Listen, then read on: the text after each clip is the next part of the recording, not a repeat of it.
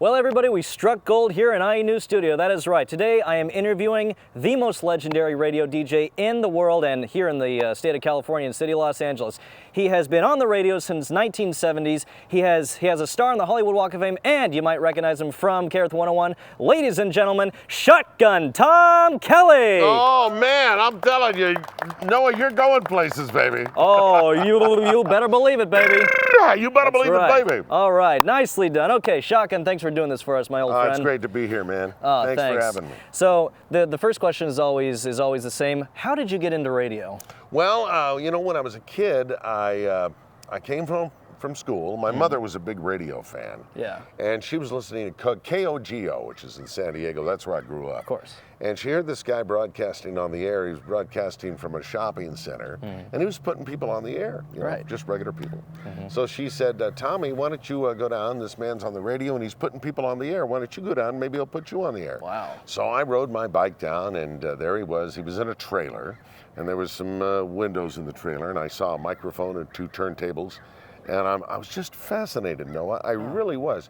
And so all of a sudden, he saw me looking through the window, and he says, ladies and gentlemen, my name is Frank Thompson on KOGO. We have a young man peering through the window at our mobile studio. Come on in here, young man. So I stepped in. What's your name? Well, my name is Tom. Well, where do you go to school? I go to St. John of the Cross Catholic School. Well, Tom, I've got 4 passes to see the LA T-Birds when they come into town at Westgate Park. So here you go. So anyway, I was just fascinated being on the air for the first time. My first words on any radio station were KOGO in San Diego, which is still broadcasting today down there. But anyway, I started following Frank Thompson around, and he became a good friend. Yeah. And so he also got off the air as a disc jockey and became a great newsman up in Seattle at KJR. He was Frank Thompson, KJR, Constant Contact News. Oh, yeah. So anyway, but Frank was a dear friend of mine. Of course. He was the first one that inspired me. And to answer your question, from that point on, I went to other radio stations and hung out, and that's it. And did you? I'm sure you grew up listening to Wolfman Jack, right? You know what? Wolf was a very dear friend of mine. Absolutely. I remember I was a fan. I used to order his records from Uncle George's record shop, baby. Oh, Send your checks in cash, check or money order. Yeah. And so I sent my check in for this album that Wolf did with, you know, he sang different songs. Yeah. And then we became friends later on as I got into the business.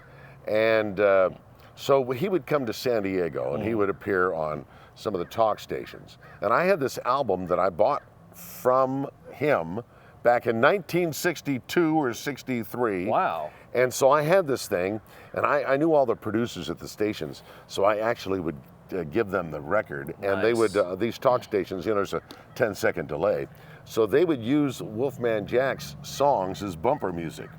And he thought it was terrible. You know, he didn't like it. He said, where'd you get that, man? That's terrible, man. Oh, I know where you got it. I'm gonna kill him. You know, anyway. You gotta love Wolfman. Yeah. You just gotta love him. So, how'd you get the job at Kearth 101? Well, that happened because a great legendary disc jockey by the name of the real Don Steele. Yes. He passed away, and so I was asked to succeed the real Don Steele. I was in San Diego. I did radio and television for so many years in San Diego, 35 years.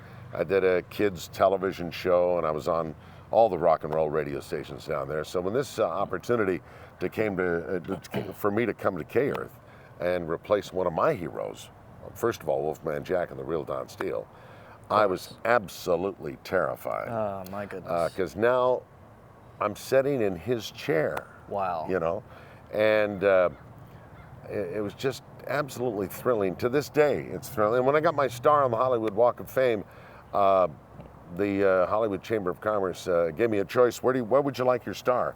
I said, I want my star right next to the real Don Steele's. Oh, boy. And that's where it is today on Hollywood Boulevard and La Brea. That's right. Go check it out. And now, here's one other thing that I've noticed. It was back in the 80s when they were, I think, doing radio awards or whatever. I saw you on a YouTube video when you were introducing Big Ron O'Brien. Oh, yeah. On Kiss FM. Big Ron was a very dear friend of mine, and I first met him when he was a disc jockey in Chicago at WCFL. Yeah. But then he came out to Kiss FM, and I used to do a lot of video air checking at Jocks. Yeah. And that was the thing that you saw on YouTube. Yeah, and Kiss FM, there were the two big ones. There was Big Ron O'Brien and Bruce Vidal. Oh, Bruce Vidal, yeah. Yeah, great guys. And sadly both passed now, but they'll forever be in our hearts. They really were. They were both great jocks on Kiss FM.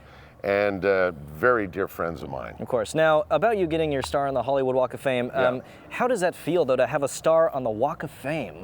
Unreal. Unreal. Yeah. First of all, they don't particularly care to give radio guys a star. Wow. So that nerve. That really, it's what they want. That star is really reserved for movie stars, recording artists, people on stage, and people in movies. Right. So when a radio guy gets a star, that's quite an ordeal. There's a voting process. There's 5 different stars. There's your television, movies, live recording, of course, live theater, and then radio. Actually, not live recording, but just recording, like records. So I think probably there's about only 50 local radio stars that have a star. You know, the real Don Steele has one. Of course. Robert W. Morgan, Ryan Seacrest, and so on and so forth. So there are, Jim Ladd has a star. So those, I'm in a very close niche group of guys. Definitely. Now, here are the 2 questions everybody wants to know. Where'd you get the idea for the smoky hats? Well, my folks used to take us camping. Yeah? In Yosemite. I love Yosemite. And Sequoia. And I used to really love the forest rangers because a lot of forest rangers during the summertime were teachers. Of course. And so they became a forest ranger to get some money for the family during that 3-month period. Yeah. And so I became friends with a lot of the forest rangers, and of course they wear this type of hat. Of course. And of course Smokey the Bear does too. Yeah, and drill sergeants. No, that's right. Well, that's not the reason I went for the hat, but it was because of the forest rangers. And when I worked at KCBQ, back in those days we were trying to be different and stand out. So each one of the guys had something to make them stand out. And I go, gee, I'm going to go with the ranger hat. So that's how the ranger hat came into being for my career. And the number 1 question is, how did you get the name Shotgun? Now, I know there's multiple stories, but what's the real story? All right, the real story? The real story. Well, when I was doing TV weather, I only had 2 minutes to do the weather, and the anchorman said, hey, we got Shotgun Tom Kelly setting in for Mike Ambrose on the weather. Shotgun, how'd you get the name Shotgun? And I said, well, Mitch, I never liked to ride in the back seat. I always liked to ride in the front seat next to my dad. Of course, that position is shotgun. Now, let's check out the high pressure area, So that was a lie. The truth is, I worked at a station in Ventura and Oxnard, KACY. Yeah. And they wanted me to use the name Bobby McAllister. Now, my real name is Tom Irwin. Of course. And I wanted to use Tom Irwin, but they didn't like that. So he made me use Bobby McAllister. So I hated that name. So I was driving into work, and this disc jockey before me said, hey, coming up next is Bobby Shotgun McAllister. Yeah. And I go, that really dresses that name up. I'm going to start using that. Sure. So I did. And then the same guy got a job going to KAFY in Caffey and Bakersfield. He said, why don't you come along and use your real name? So anyway, I went there, and the general manager said, I don't want you to use Tom Irwin. You can use Tom, but the Irwin is, no, I don't like it. So what nationality are you? I said, well, I'm Irish. Well, how about Kelly? You'll be Tom Kelly. And my friend who hired me from KACY, who was the program director now, said, yeah, we'll revive the Shotgun from Bobby Shotgun McAllister, and we'll call you Shotgun Tom Kelly. Has a beautiful ring to it. Yeah, and I've used it since 1970. Wow. 1970. All right, now the final question is, for you radio students out there, what advice would you give to a radio student that wants to have a successful career in radio?